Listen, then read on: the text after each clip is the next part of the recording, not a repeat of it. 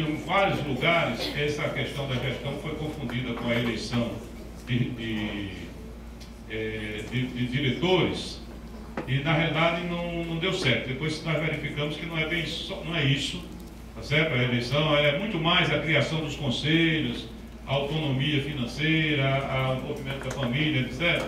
Porque nós verificamos que em determinados lugares você tem uma eleição, uma democracia em grupos muito pequenos, e os caras, alguns diretores que são eleitos, assumem posições muito autoritárias, tá certo? E não praticam nada de democracia. A questão da formação docente hoje o Conselho tem uma comissão que está estudando aí uma possibilidade de mexer nas diretrizes de formação de professores, certo? Nós estamos fazendo essa discussão. Eu estou nessa comissão desde que eu cheguei no Conselho, já estou há 6 anos, tá certo? E não sai nada. Mas nós disse que já tinha isso há muito mais tempo, porque é muito enrolado. Os velhinhos são muito invocados, entendeu? A gente começa a discutir, aí um puxa para um lado, tá, quando a gente pensa que já vai avançando, levanta uma questão de ordem aqui, aí desvia 6 meses, tá certo? Aí vai, dá. Eu estou com a esperança, eu agora estou presidindo a comissão. Estou falando isso de cátedra, porque agora sou o presidente da comissão. Todo mundo quer participar, são 12 conselheiros, da metade, né, do conselho. Mas nós estamos com a esperança que a gente feche agora, antes de abril, um documento, e aí nós vamos começar a discutir em todas as universidades, em todos os lugares, a questão da formação de professores. Por que a gente está discutindo isso? Porque existe uma crítica muito grande a respeito da formação de professores. Que eu não sei se é verdadeira ou não é verdadeira, certo? Mas é uma crítica aos professores nesse sentido tão fragilizados, que nós achamos que a gente não deve deixar isso sem fazer uma discussão. Uma outra coisa que existe aqui é o seguinte: nós temos falta de professores, tá certo? No país, nós temos falta de professores, tá certo? E aí, aí não tem a ver com diretrizes, tem a ver com política de governo para a formação de professores. Quando o ministro Mercadante esteve lá no Conselho para entregar os documentos lá e pedir que nós fizéssemos uma análise das diretrizes dos cursos de medicina, quando saiu aquela medida provisória dos mais médicos, a propósito, essa é uma tarefa até que nós nos desincumbimos aí, ontem teve uma audiência pública, na próxima semana estaremos devolvendo para o Ministério. Mas aí alguém levantou a questão: ô ministro, não dava para o senhor fazer um mais professor, não?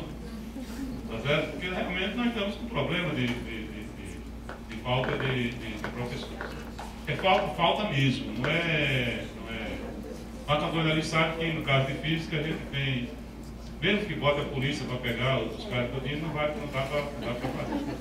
Não, porque em matemática, se botar a polícia, talvez dê. Certo? O levantamento que foi feito lá no Conselho era assim, né? Nós tínhamos uma falta de 200 e pouco mil, 250 mil mais ou menos, professores de física, matemática e química e biologia, né? Física, matemática, química e biologia. Mas era assim, em matemática, se você olhar todos os que foram formados, talvez 10. Mas claro que muitos deles foram formados e foram trabalhar em outro lugar. Por exemplo, concurso do Banco do Brasil, o cara fez matemática e passou. CGU, não sei o que, tal, passou, foi embora. Aí quando eu digo botar a polícia, se pegasse todos esses que por algum motivo passaram por dentro do curso de matemática, daria para colocar. No caso de física, nem assim. Tá certo? Terminaram nem assim. Se pegasse os que por acaso se matricularam, talvez desse, né? Mas se for medir pelos que saem, nós temos um probleminha que dá para. É complicado. Pronto. Aí aqui, finalmente, os sistemas têm que se organizar. Tá certo? Os sistemas têm que se organizar. Sistema federal, sistema estadual, sistema municipal. E aqui nós temos uma coisa muito interessante, que é bom que nós não percamos de vista. O Brasil é uma federação. Está escrito lá na Constituição. Pode deixar de ser, pode. Mexe na Constituição todo mas por enquanto é uma federação, tá certo? Se é uma federação, está dizendo lá que cada ente federado tem que ter o seu sistema de ensino. O município tem que ter o seu sistema de ensino, o Estado o seu sistema de ensino e a União o seu sistema de ensino, o Distrito Federal o seu sistema de ensino. E eles são independentes. Todos têm a mesma autonomia de 0 a 7. O único problema é que tem uns que têm mais dinheiro e outros têm menos. Tá certo? No caso, por exemplo, isso tem a ver com a distribuição tributária, isso tem a ver, mas não é só isso, tem a ver também com a capacidade organizacional.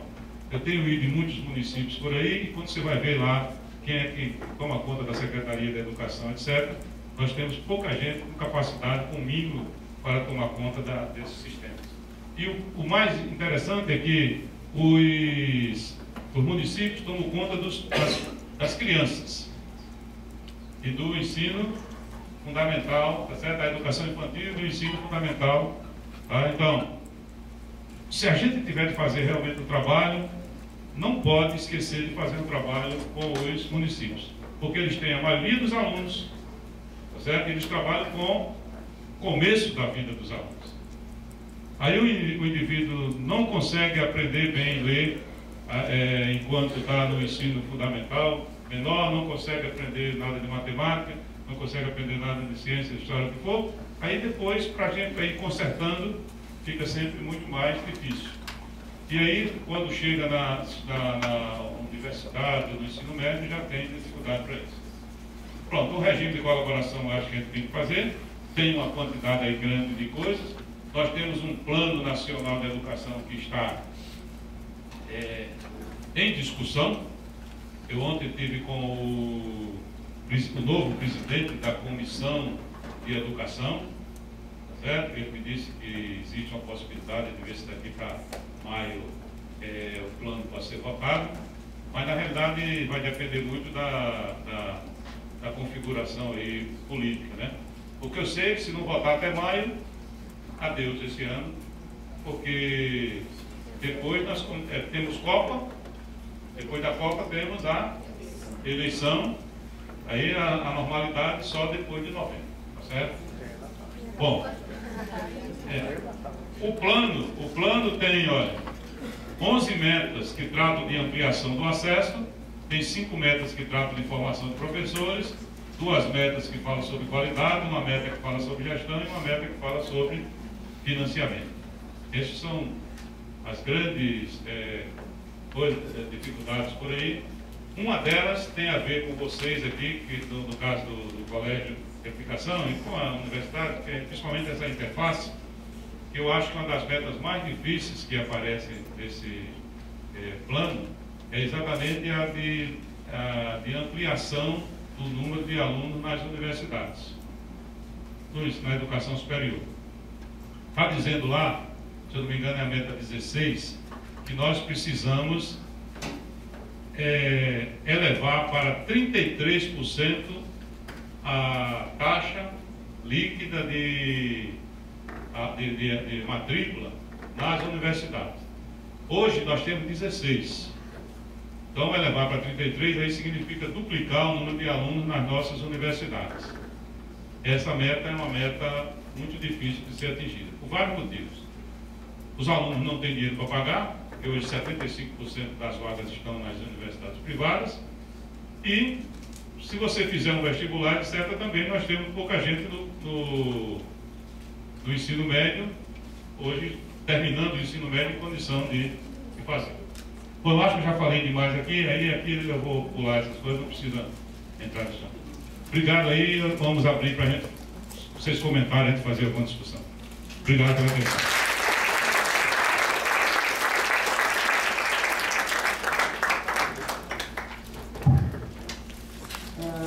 Antes da gente começar o debate, o professor Augusto gostaria de fazer colocações enquanto presidente do Conselho Estadual, para ilustrar o que o professor José Fernandes já nos brindou. Primeiramente, nosso bom dia, saudação o professor Adilce, o nosso presidente do Conselho. Bom dia a todos. Na realidade, eu fui convidado e aceitei com muito prazer participar ouvindo a palestra. Vimos o título da palestra. Então, o nosso conselho todo está de recesso, de fevereiro, e eu estava, como estou de plantão no meu trabalho no conselho, então vamos prestigiar com o maior prazer e por interesse pessoal e até para ouvir enquanto conselho. Nós não tivemos nenhuma missão para ter uma contribuição formal por parte do conselho. Mas estava dizendo no início, quando estávamos aguardando até a parte para iniciarmos a palestra de hoje, do significado, da importância deste tema proposto. E está ilustrado também na apresentação os indicadores apresentados, a complexidade que é isso, e sublinha a importância de se falar em educação básica hoje no contexto da nossa realidade. Enquanto estavam sendo apresentados os dados, os indicadores, nós já percebemos que o próprio palestrante, o professor, ele já fez uns cortes, né? Vamos tentar focar alguns aspectos, porque na cabeça da gente, no contexto que faz parte do nosso conhecimento e da tentativa até de podermos, às vezes, sugerir contribuições, o assunto é muito mais amplo do que poder abordar em 40 minutos toda essa problemática. E quando se fala em educação básica, nós temos, acho que cabe ressaltar, de fato, uma questão que foi dito. Em termos de indicador quantitativo,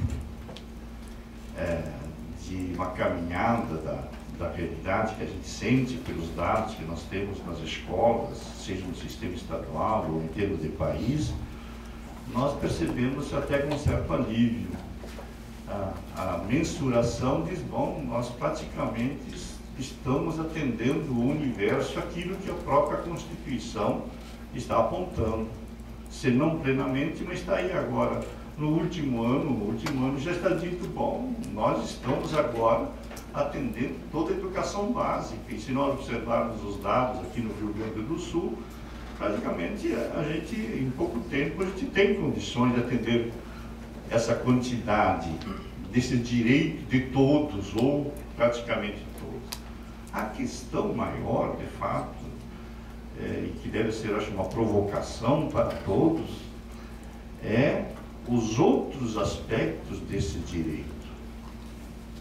Começando a qualidade, começando o atendimento das diversidades para todos.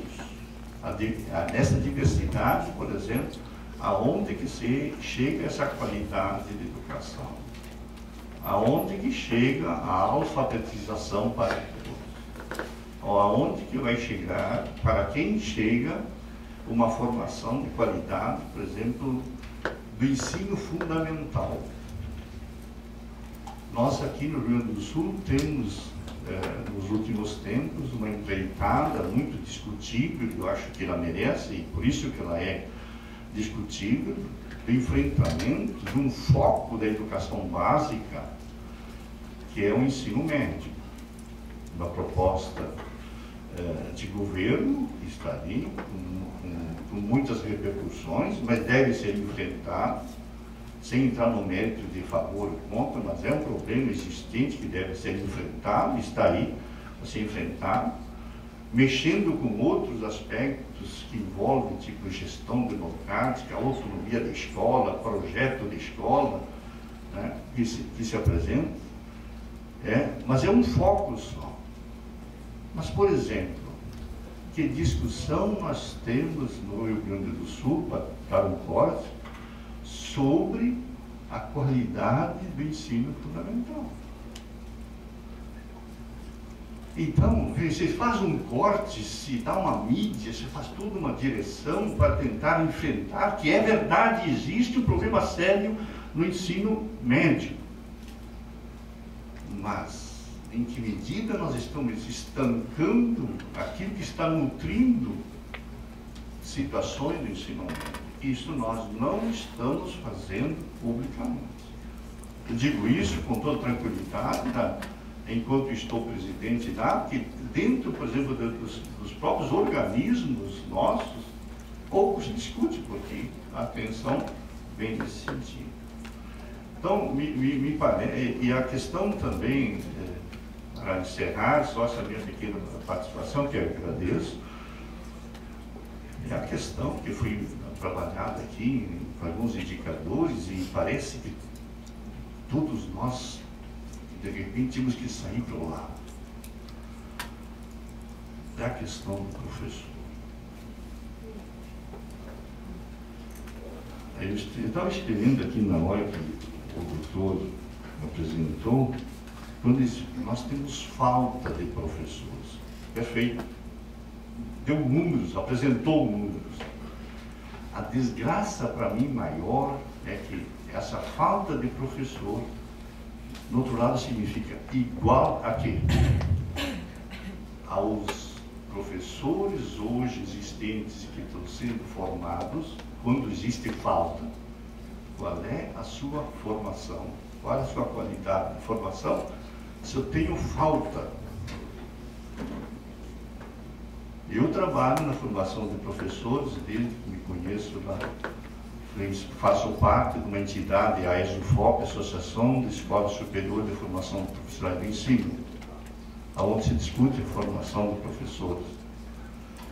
Em 81, nós fizemos uma pesquisa em todas as faculdades e universidades do Rio Grande do Sul, apontando uma carta aberta à sociedade, em 81, que nós estávamos prevendo uma queda, praticamente, que se não fosse estancado, nós íamos ter problemas sérios, e aconteceu de fato, uma queda vertiginosa sobre a demanda na busca dos cursos de licenciatura. Aonde nós apontávamos, já naquela época, que nas universidades federais, já nós tínhamos uma queda muito grande, que significava o quê? Que nem tendo um curso gratuito, eu tinha professores. E que se perdia praticamente durante 4 anos um vestibular dos alunos que entravam nos cursos de formação. Quer dizer, em 81, imagine o que aconteceu agora. Nos cursos, por exemplo, se falava de matemática, aqui, né, nos cursos assim, nós, aqui na FAPA, atualmente ainda continuo trabalhando com as horas da FAPA, o curso de matemática foi fechando, fechou, reativamos, fechou de novo. Aqui. Não precisa ir no Sergipe, em outro lugar. Aqui, não temos. E vamos aqui, nós não temos professores de matemática. Então, por quê? E ali, eu também trabalho na formação de professores, é o seguinte, faço uma declaração pessoal. Trabalhei também em outras universidades. Tem situações que a gente, eticamente, a gente se sente. Eu assino embaixo, na formação, de dar um diploma com essa qualidade, mas não tem outra forma, é isso que tem. Por isso que eu gostaria de chamar a atenção nessa afirmação que o senhor coloca aqui, da falta de professor, por mais esforçado que seja o nosso aluno que está aí hoje na nossa universidade, faculdade, né? Nós, pela falta de não ter outros, nós acabamos naturalmente baixando também a qualidade da sua formação. Isto é o dado, para mim, mais crítico, que vai perdurar por algum tempo ainda, a influência na qualidade da educação, principalmente na educação básica. Muito obrigado. Apenas um comentário que me chamou a atenção na sua palestra. Nós é que agradecemos.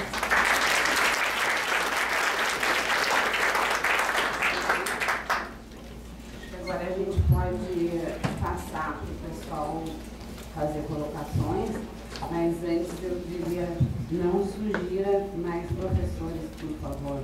O programa não faça essa sugestão. Mais médicos, mais professores. Acho que a gente tem que pensar, assim, buscando um link do que os senhores colocaram. Essa falta de professores, ela não está, obviamente, sozinha, porque as licenciaturas abrem e fecham, como o senhor colocou, mas há um enorme desestímulo. Quem de nós estimula o seu filho, o seu parente, o seu amigo a ser professor? Há uma redução enorme nessa busca das licenciaturas, da pedagogia, das letras e de todas as licenciaturas que têm a ver com o trabalho na educação, porque o mercado é complicadíssimo, o mercado é muito desfavorável. Então, acho que toda essa nossa busca por professor, acho que as políticas públicas têm que se voltar para a valorização, né? Isso ia ter um lugar comum, tem se dito isso em todos os cantos do Brasil, mas essa é a realidade, né? Aí quando a gente faz um concurso, como o senhor diz, e chama, tem que baixar a exigência, o nível de exigência. Então o pessoal pode fazer inscrição, né? Eu anoto e...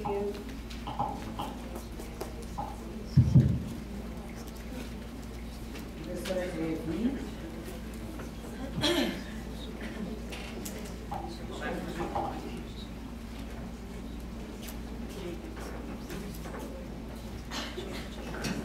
Eu trabalhei alguns anos como professora no curso de graduação em Engenharia de Produção e o conceito de qualidade ele é bastante discutido, mas a gente pode pensar em pelo menos dois para simplificar.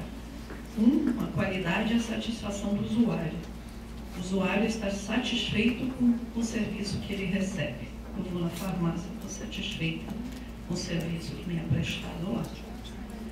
O outro é a qualidade técnica. É a qualidade do produto em si. Eu vou na farmácia comprar um remédio e aquele remédio tem qualidade. Posso ter sido mal atendida, a qualidade de serviço, mas o remédio que eu comprei é bom. A qualidade técnica do que eu levei existe. Se eu trago isso para a educação e vejo aquela transparência que o professor colocou, a qualidade e o atendimento de todos, eu acho que essa discussão já é um lugar comum. Eu estou sendo repetitiva do que se diz por aí, não é nenhuma novidade. Isso não é quantidade, é qualidade, isso é quantidade.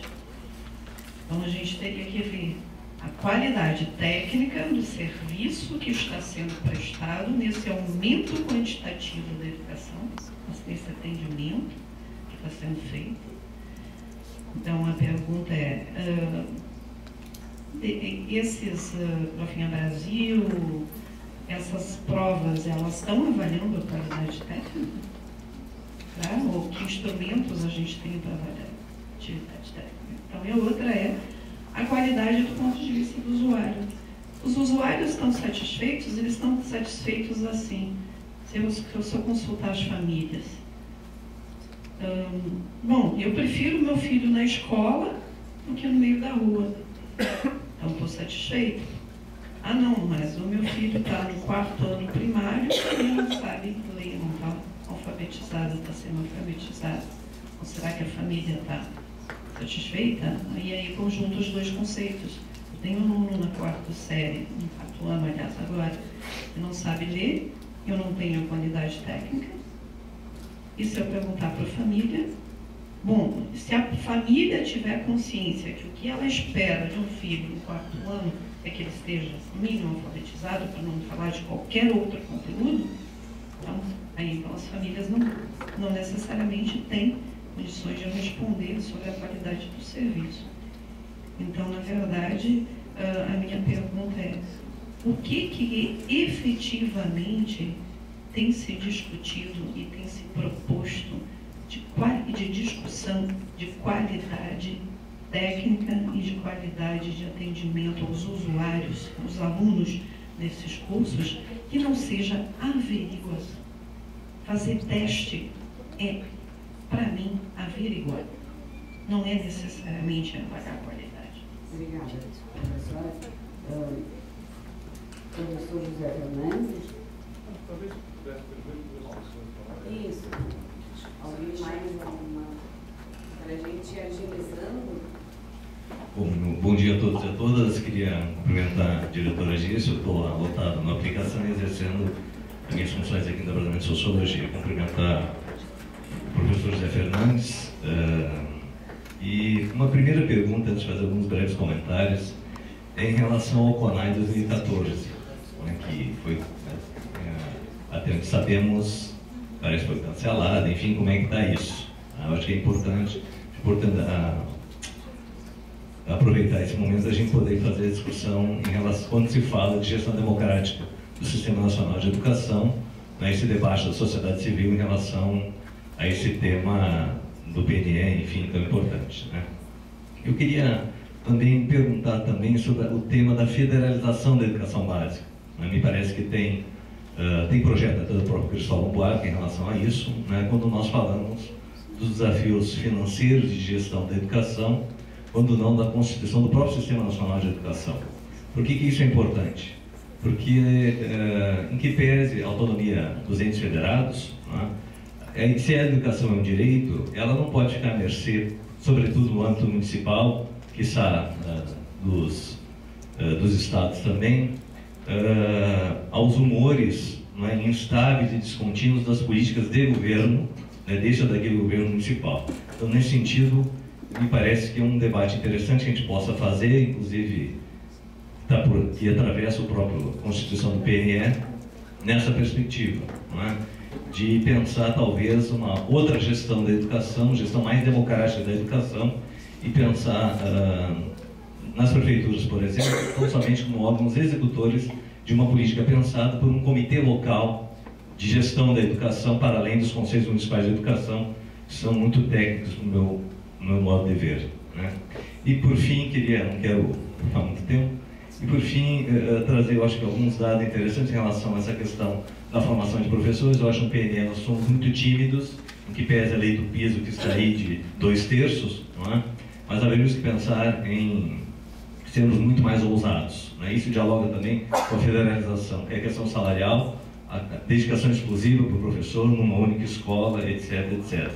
E, para finalizar, só alguns dados muito breves. Quer dizer, nossos currículos de formação inicial, e tem pesquisa da própria Elizabeth Gatti, né, especialista em relação a esse tema, que aponta a questão dos nossos currículos fragmentados, descontextualizados, demasiadamente teóricos, na formação inicial, distantes das necessidades das escolas e mais ainda das salas de aula.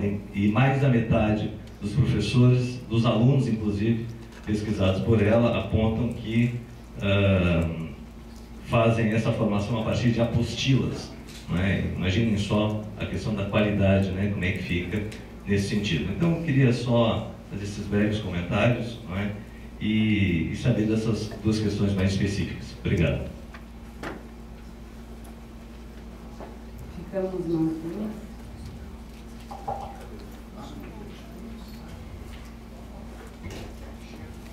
Eu respondo essas duas aqui, depois a gente pode expandir mais. Pela ordem aí, a nossa direita, a questão do conceito aí de qualidade.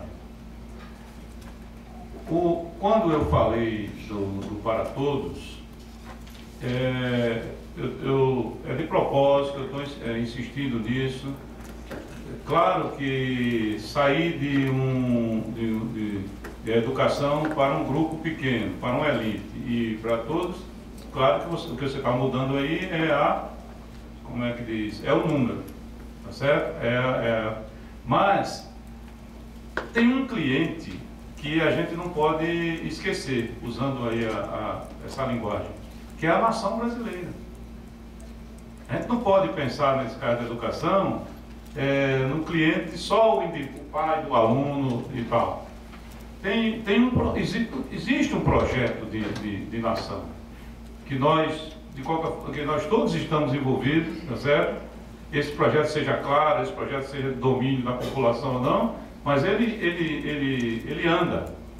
Então, o que eu quero dizer é o seguinte: nenhuma discussão sobre o que é que está sendo ensinado lá e sobre a satisfação do aluno, do pai do aluno, deve preceder a ideia de que você tem que ter educação para todos. O primeiro componente de qualidade é o atendimento. Tá certo? Sem o atendimento, sem o acesso, não precisa, nem se discute. Então essa que é a questão que eu quero colocar aqui. Os dois pontos que você colocou, do ponto de vista da satisfação do cliente, do ponto de vista do valor específico, estão corretíssimos. Agora, o problema é que eu estou dizendo que tem que ter como a gente está tratando de país, não é uma relação direta de empresa e cliente.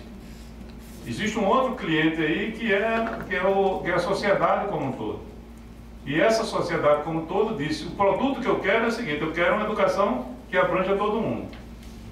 E essa é uma grande briga que a gente tem que fazer no país, porque fazer a educação para um grupo pequeno é uma lógica. Fazer a educação para todos é outra lógica totalmente diferente. Fazer a educação para para uma elite, digamos, não é nem, eu estou falando de elite aqui, de dinheiro, mesmo que você considere que seja intelectual, etc., é coisa muito fácil. Você pega uma escola dessa, vou dar um exemplo. A nossa pós-graduação aqui no Brasil é um grande sucesso e é baseada na exclusão. Tá certo? Eu já trabalhei lá, entendeu? E eu sempre dizia isso também, não estava lá, é baseado nisso. Como é que a gente faz? O cara diz: como é que um país desse que tem educação básica tão ruim consegue ter uma pós-graduação tão boa? É simples. Vai peneirando, o que sai lá, sai bom. Entendeu? Isso é um sistema. O problema é se você resolver aumentar essa quantidade do que sai lá do fundo.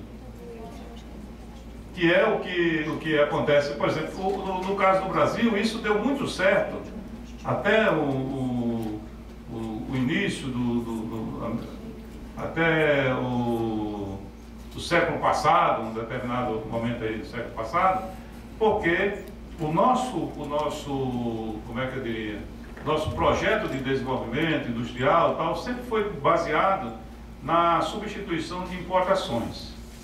Então, o que era que a gente tinha que fazer? Nós importávamos tecidos, aí passamos a importar a fábrica. Tá certo? Deixamos de importar o tecido, passamos a importar a fábrica com tudo. As fábricas de tecido aqui no Brasil têm o mesmo desenho, a mesma coisa como era lá na Inglaterra. Até aquelas casinhas emendadinhas uma na outra, tá certo? A casa do gerente, não sei o que, é tudo igualzinho.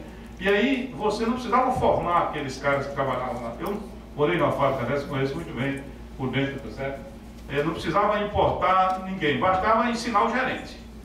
Porque tinha uns 4 caras mais ou menos que sabiam alguma coisa, o resto não precisava. O resto só precisava saber emendar fio.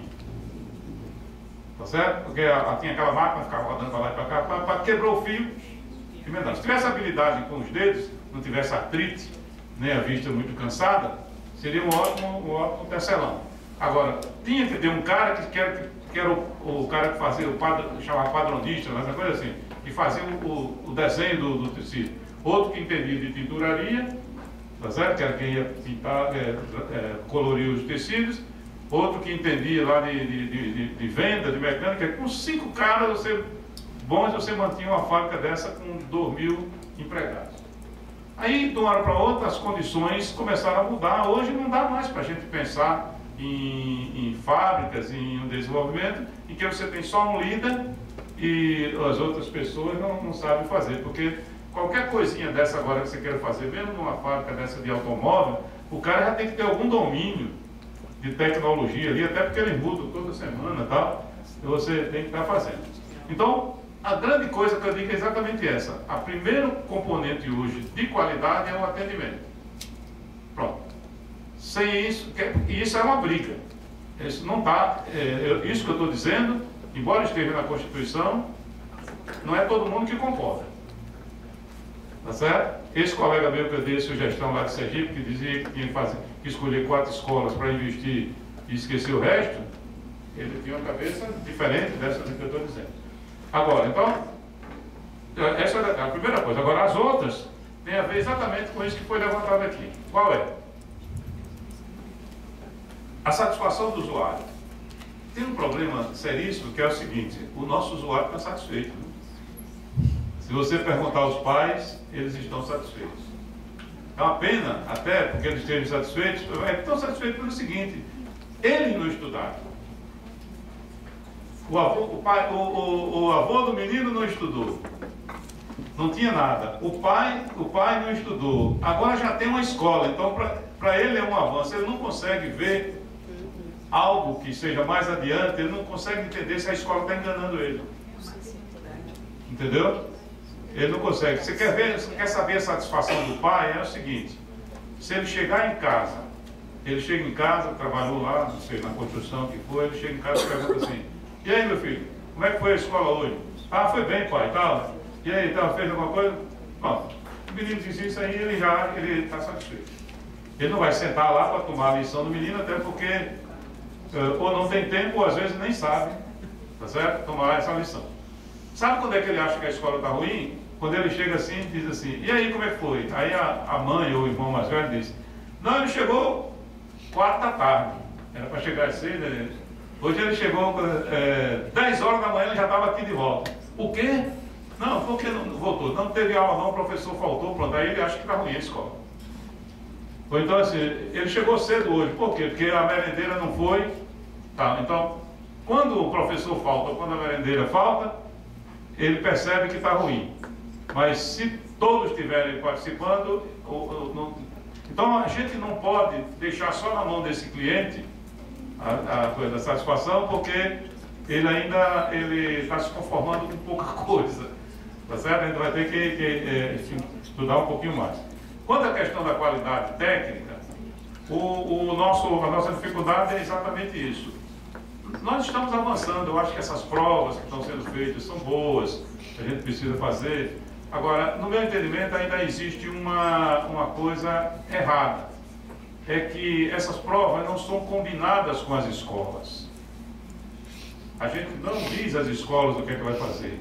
A maioria das pessoas, eu estou dizendo, e aí eu tenho, inclusive, eu fui um mandato lá quase, todo secretário de educação, e depois eu estou passando na escola, que eu tomava conta, tá certo? E eu pergunto lá: você sabe como é que esses caras... Os caras deram uma nota para você aqui e disseram que só 11% das pessoas aprendem o que deviam aprender de matemática. Vocês sabem o que é que eles estão querendo dizer com isso? Os professores não sabem. Os nossos diretores da escola não sabem o que é que significa isso. E nem o Ministério da Educação, nem o INEP, que fazem as avaliações, mandam dizer a eles o que foi que deu errado. Aplica lá uma prova, dá a nota, e depois não diz o que foi que o cara errou, o que foi que os meninos erraram. Então, tá um pouco essa história. Mas aí o que eu acho que é a solução maior é quando a gente conseguir fazer com que a escola realmente tenha um projeto. A escola diga o que é que quer fazer. Porque aí ela pode até brigar com a prova. Dizer o seguinte: olha, esse cara está mandando fazer raiz quadrada aqui, mas eu acho que raiz quadrada não está com nada. Eu quero mesmo, em compensação, o menino aqui não sabe raiz quadrada, mas não é ladrão. E o da escola tal, não sei o quê, tem um monte de gente que sabe fazer tudo e tudo safadinho. Tá certo? É uma forma de encarar. Tá certo? Mas como a escola também não tem nenhum projeto próprio, ela não tem moral para fazer esse tipo de enfrentamento. Então, em qualquer lugar que tem que fazer é o seguinte: os educadores têm que dizer o que querem. Tá certo? Mas eu concordo plenamente com você. Só queria insistir muito nessa história, que esse item que eu coloco antes é porque, para a gente não querer voltar para aquela ideia de fazer educação só para alguns que são mais espertos.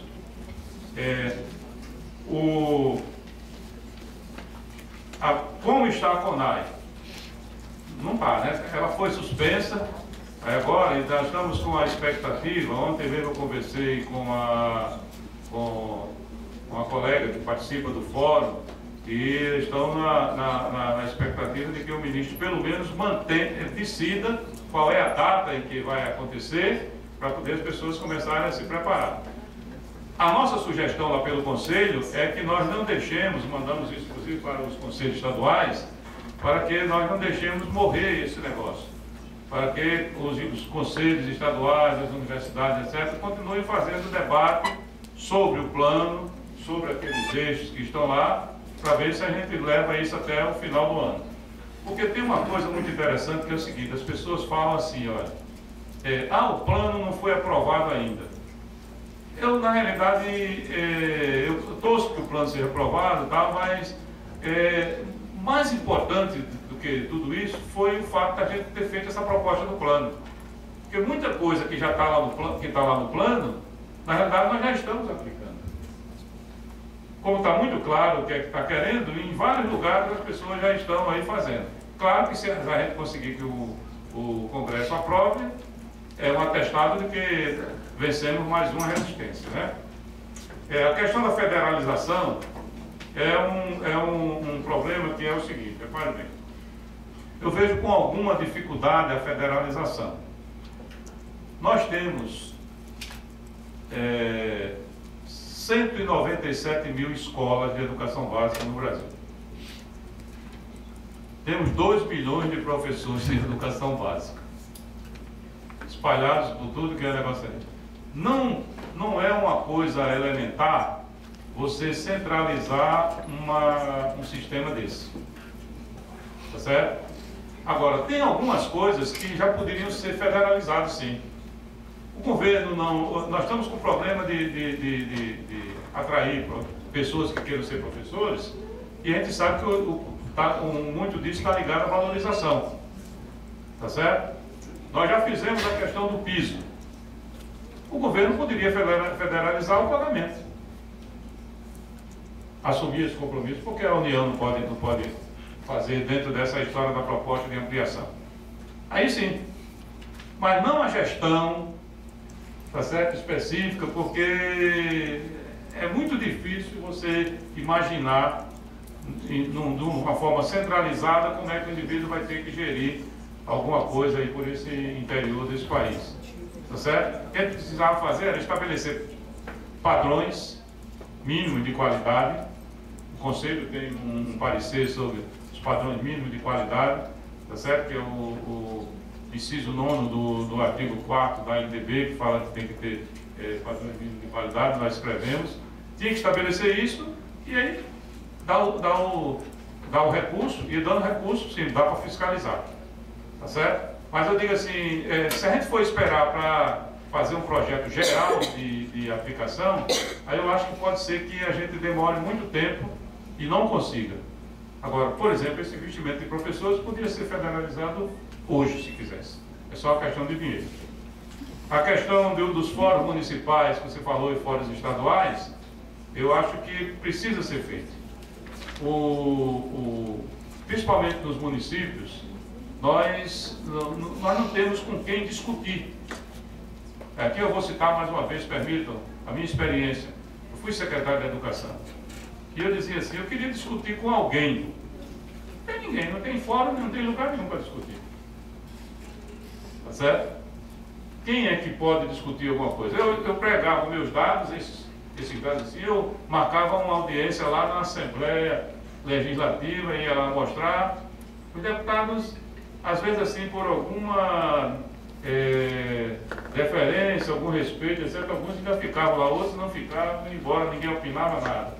Aí eu vou discutir ia discutir com os sindicatos de professores, só tinham foco nisso. Nas relações, depois ia discutir não tem um espaço. Então a ideia de você ter um fórum municipal de educação, um fórum estadual de educação, algum lugar que traga realmente tudo para junto, eu acho que é um caminho que precisa realmente levar adiante. E a questão do piso salarial é isso que eu estou dizendo. Se a gente, nessa história do aumento da participação do PIB, Eu acho que para aumentar essa participação do PIB vai ter que aumentar a participação da União. Porque hoje é 25% dos municípios, 25% dos estados, 18% da União.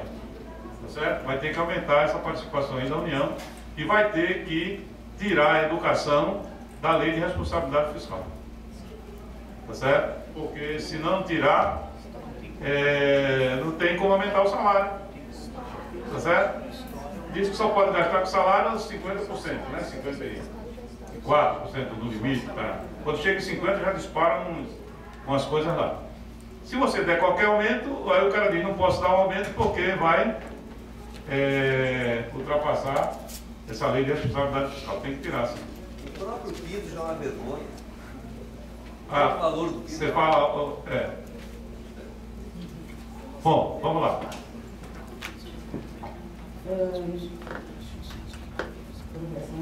Bom dia. Se as questões de educação fossem fáceis de resolver, já estariam resolvidas. Eu gostaria de voltar à questão abordada da falta de professores, mesmo havendo cursos de licenciatura. Isso foi o tema do vestibular da URGS de 2011. Por que as licenciaturas, algumas inclusive tendo aumento de vagas em relação a outros anos, tinham diminuição de candidatos? E por que os jovens que estavam saindo das escolas não se interessavam em colocar como opção as licenciaturas? Foi falado aqui no piso, né, e o colega ali referiu que o piso em si mesmo é uma vergonha, mas eu acho que há algumas coisas a mais que deveriam ser pensadas. Por exemplo, nós estamos falando aqui em escolas de educação básica municipais e estaduais, não podemos esquecer também as particulares. E nós temos o trabalho do professor que é pago, em sua maioria, é o trabalho de hora-aula, enquanto, na verdade, para que essa hora-aula aconteça, tem todo um outro trabalho extremamente grande de preparação e todo um outro trabalho de reavaliação do que aconteceu naquela sala de aula, de verificação de que materiais eu devo empregar para que determinado aluno que não compreendeu possa avançar. E esse trabalho ou é muito pouco remunerado ou não é remunerado.